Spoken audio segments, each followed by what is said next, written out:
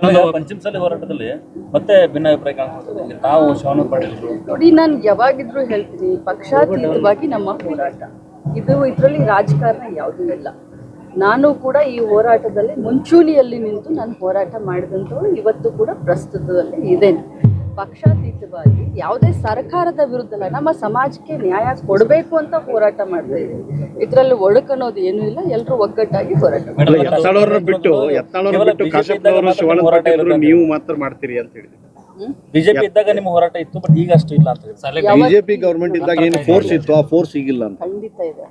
ಮಂತ್ರಿ ಆಗಿದ್ದಕ್ಕೆ ಆ ಫೋರ್ಸು ಅಥವಾ ಸಮಾಜದ ಒಂದು ಋಣವನ್ನು ತೀರಿಸೋದಿಲ್ಲ ಅಂತಂದ್ರೆ ಅದು ನಾವು ಮನುಷ್ಯತ್ವದ ಧರ್ಮಗುಣ ಅಲ್ಲ. ಖಂಡಿತವಾಗ್ಲು ನಾನು ಮಂತ್ರಿಯಾಗಿ 3 ಹೋರಾಟದಲ್ಲಿ ಭಾಗಿಯಾಗಿದ್ದೀನಿ, ನಿರಂತರವಾಗಿದ್ದೀನಿ, ಮೀಟಿಂಗ್ ಅಲ್ಲಿ ಇದ್ದೀನಿ, ಹೋರಾಟದಲ್ಲಿ ಇದ್ದೀನಿ.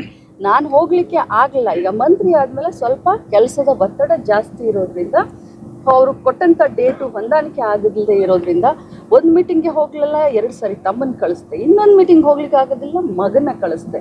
ಸಮಾಜ ಬಿಟ್ಟು ಲಕ್ಷ್ಮೀ ಹೆಬ್ಬಾಳ್ಕರ್ ಇಲ್ಲ, ಲಕ್ಷ್ಮೀ ಹೆಬ್ಬಾಳ್ಕರ್ನ ಬಿಟ್ಟು ಪಂಚಮಸಾಲಿ ಸಮಾಜ ಇಲ್ಲ. ಈಗ ಅಧಿವೇಶನ ಹೋರಾಟದಲ್ಲಿ ಭಾಗಿಯಾಗ್ತಾರೆ, ಹೋರಾಟ ಮಾಡ್ತೀನಿ. ನೋಡಿ, ಸ್ವಾಮಿಗಳಿಗೆ ಗೌರವವನ್ನು ಕೊಡ್ತೀವಿ, ಆದರೆ ತೀರಾ ಸರ್ಕಾರಕ್ಕೆ ಮುಜುಗರ ತರೋದು ಬೇಡ. ಯಾಕಂದ್ರೆ ಅದೇ ಸರ್ಕಾರ ಇರಲಿ, ಇದೇ ಸರ್ಕಾರ ಇರಲಿ, ಆ ಸರ್ಕಾರದ ವಿರುದ್ಧ ನಾವು ಮಾಡಲಿಲ್ಲ, ನಮ್ಮ ಸಮಾಜದ ಪರವಾಗಿ ನಾವು ಮಾಡಿದ್ವಿ. ಬಸವರಾಜ ಬೊಮ್ಮಾಯಿ ಅವರಿಗೆ ನಾವು 4 ಸತಿ ಭೇಟಿಯಾಗಿದ್ದೀವಿ.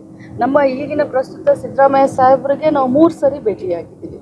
ಒಂದು ಮರ್ಯಾದೆ ಹದ್ನಲ್ಲಿ ಅವತ್ತೂ ಕೂಡ ನಾನು ಮಾತಾಡಿದ್ದೀನಿ, ಇವತ್ತು ಕೂಡ ಮಾತಾಡ್ತೀನಿ. ಬಟ್ ಯಾವತ್ತಿದ್ರೂ ಕೂಡ ನನ್ನ ಸಮಾಜದ ಪರವಾಗಿ ಧ್ವನಿಯನ್ನು ಪಂಚಮಸಾಲಿ ಸಮಾಜ ಬೈ ಎಲೆಕ್ಷನ್ ಇದ್ದಂತ ಜಿಲ್ಲೆಗಳಿಗೆ ಮಾತ್ರ ಬಿಡುಗಡೆ ಆಗಿದೆ, ಇತರ ಕಡೆ ಆಗಿಲ್ಲ ಅನ್ನೋದು ಆರೋಪ. ಚೆಕ್ ಮಾಡಿ, ಬಿಜಾಪುರದಲ್ಲಿ ಚೆಕ್ ಮಾಡಿ, ನೀವು ಮೇಡಮ್ ಪಂಚಮಸಾಲಿ ಸಮಾಜನ ಯಾರೇ ಬಿಜೆಪಿ ಗೌರ್ಮೆಂಟ್ ಆಗಲಿ ಅಥವಾ ಕಾಂಗ್ರೆಸ್ ಹಗರವಾಗಿ ತಗೊಂಡಿದೆ ಅಂತ 4 ಬಾರಿ ಅವ್ನು ಭೇಟಿ ಆದ್ರಿ, 3 ಬಾರಿ ಇವ್ನು ಭೇಟಿ ಆದ್ರಿ. ಇಷ್ಟು ದೊಡ್ಡ ಸಮಾಜ ಇಟ್ಕೊಂಡು ನಿಮ್ಮ ಸಮಾಜದ ಬೇಡಿಕೆ ಈಡೇರಲಿಕ್ಕೆ ಮುಂದೆ ಮಾಡ್ತಾ ಇಲ್ಲ. ದುರ್ದೈವ.